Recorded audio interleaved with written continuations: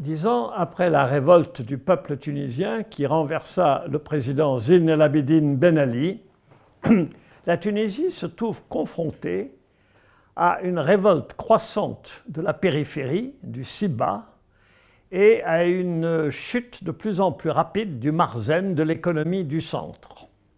Laissez-moi vous dire que pendant des décennies après l'indépendance, les 11 gouvernorats périphériques de l'Ouest et du Sud ont fourni au modèle économique qui a développé la côte et Tunis 70% du blé, 70% de l'eau, 80% de la migration de la main-d'œuvre intérieure, l'essentiel du pétrole, du gaz et des phosphates.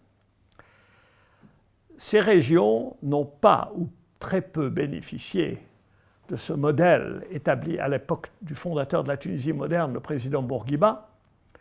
Et aujourd'hui, les populations de l'intérieur, c'est-à-dire un tiers de la population tunisienne et sur 70% du territoire, ont un revenu qui est un tiers, grosso modo, de celui de la côte, de Sousse, de Sfax et de Tunis.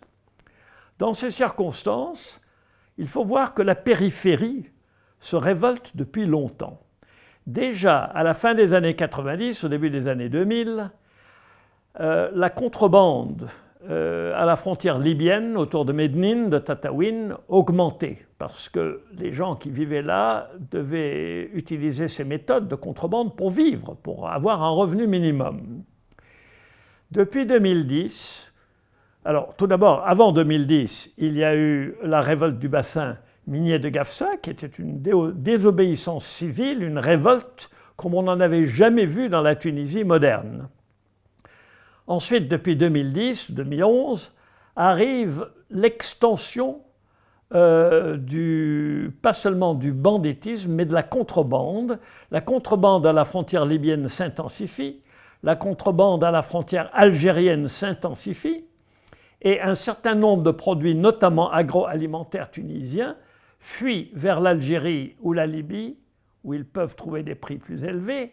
En contrepartie, arrivent des produits manufacturés d'Algérie ou du monde entier par la Libye, ce qui détruit des emplois industriels en Tunisie où ces produits sont plus chers. La contrebande, maintenant, englobe, elle est devenue le marché informel, elle englobe la ville de Kérouan, la ville de Gabès, elle se rapproche de la capitale. Mais dans le même temps, les régions périphériques ont diminué de moitié les richesses qu'elles envoyaient à l'État tunisien. La production de phosphate s'est effondrée, la production de pétrole monte ou baisse.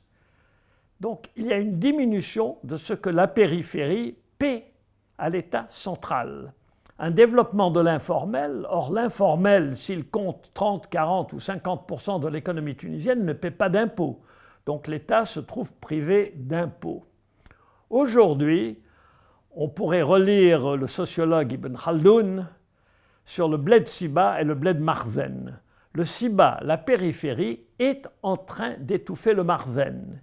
Et le Marzen, l'État central, souffre d'autant plus qu'il y a une fuite accélérée des capitaux. Dans ce genre de situation, qui est une situation historiquement nouvelle, le problème essentiel, clé pour l'avenir de la Tunisie, c'est comment combler ce fossé entre la périphérie et le centre, la côte, la région du Kef, la région de Gafsa, la région de Médine.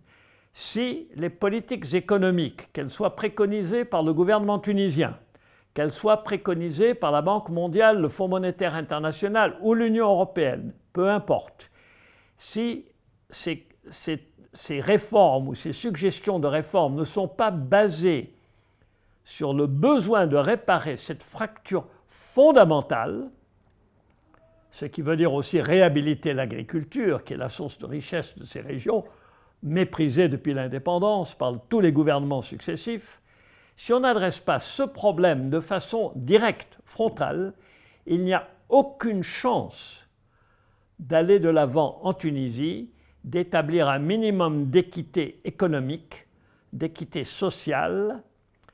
cette dissidence peut être très grave sur beaucoup de plans si elle n'est pas adressée. D'accord. Alors, est-ce que la révolte a été une révolution ou la révolution a été une révolte? Qu'est-ce qui s'est passé au printemps de 2011? Au printemps de 2011 a eu lieu une révolte, pas une révolution, puisque les tenants du pouvoir ont changé un peu, mais pas beaucoup, du pouvoir économique, du pouvoir politique. C'est une révolte qui est une révolte de la dignité, où les gens ne supportaient plus de voir un président et sa femme, surtout la famille de sa femme, s'accaparer 25% des bénéfices du secteur privé en Tunisie. Elle s'est infiltrée dans la politique.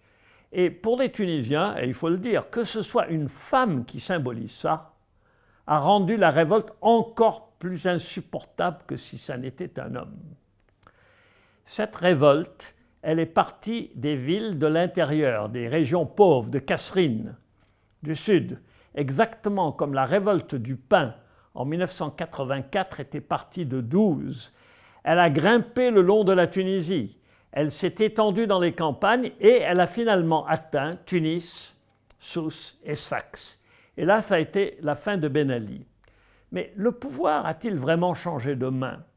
Seulement en partie, parce qu'on a accommodé un nouvel acteur, le parti islamiste vite légalisé après la chute de Ben Ali. Or, l'entreprise privée, les grandes entreprises d'État, les syndicats qui essentiellement soutiennent les fonctionnaires et les gens qui travaillent pour l'État qui ont un emploi, ce qui est la minorité, qui a un emploi stable, rétribué.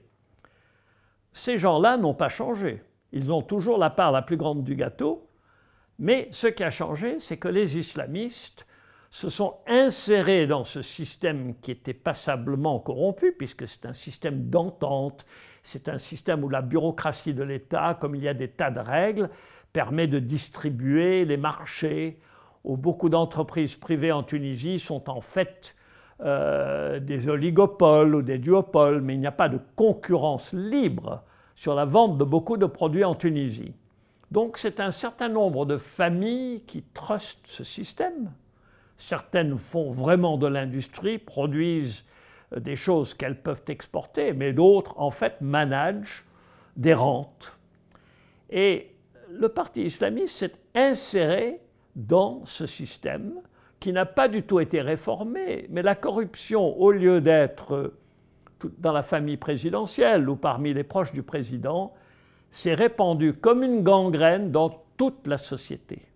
Donc, ce qui a été démocratisé en Tunisie avant tout depuis 2011, c'est la corruption. Ce n'est pas du tout ce que nous aurait appris le consensus de Washington, ce n'est pas du tout ce que disent les premiers documents, les analyses de la Tunisie. Viennent se greffer là-dessus une politique de liberté, de démocratie. Pour les Occidentaux, c'est un des grands acquis de la Tunisie. Alors il est de fait qu'on peut parler plus librement en Tunisie qu'avant, qu'on a peu de chances d'être torturé, tout ça c'est parfaitement vrai. Mais la justice n'a pas été réformée. Question fondamentale, la justice des affaires, elle n'a pas été réformée. Les partis politiques qui se sont créés après 2011 ne sont pas articulés sur des intérêts de classe ou des idéologies. Les islamistes n'ont pas de programme économique, mais les partis de gauche ou de non dits laïcs n'ont pas de programme économique non plus, parce que l'économie pose 2 ou 3 problèmes fondamentaux aujourd'hui qui sont en train de mener la Tunisie à la banqueroute. La première, c'est qu'on a augmenté de façon extravagante le nombre de Tunisiens travaillant pour l'État, comme bureaucrates, comme fonctionnaires, ou dans les compagnies d'État.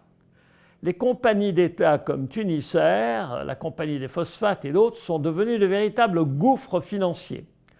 Le recrutement des nouveaux fonctionnaires ou des nouveaux employés de ces entreprises d'État s'est fait au détriment de tout critère de compétence. Tunisair a plus d'employés par avion que n'importe quelle compagnie d'aviation au monde. C'est un désastre ambulant, tout le monde le sait. Et Donc, le syndicat, lui, protège les gens qui ont un emploi fixe rétribué chaque mois, ce qui est une minorité des Tunisiens. On se fiche complètement des agriculteurs. Certains dans l'agriculture tirent leur épingle du jeu, comme les producteurs d'huile d'olive.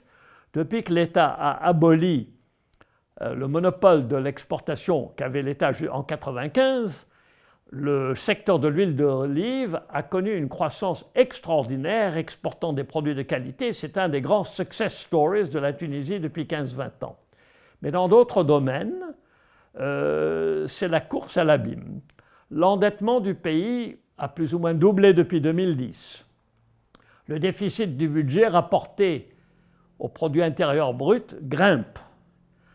Le déficit des finances publiques, en général, est impossible à soutenir. L'investissement s'est effondré, l'investissement d'État. Je ne parle pas de l'investissement privé qui est en chute aussi, et des investissements étrangers.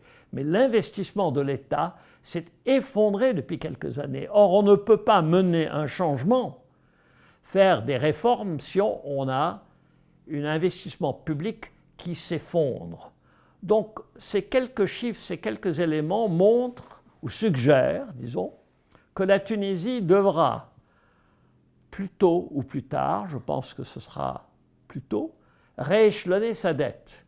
Or, si elle rééchelonne sa dette, ça veut dire dévaluer le dinar, et bien évidemment, si on rééchelonne la dette, le coupable va inévitablement être le Fonds monétaire international ou le complot étranger. Parce qu'il faut bien voir qu'à Tunis, malgré la modernité de la Tunisie qui est souvent un vernis, certains Tunisiens se pensent plus sophistiqués, plus modernes que les Libyens, les Algériens, les Marocains. En vérité, ils ne le sont pas.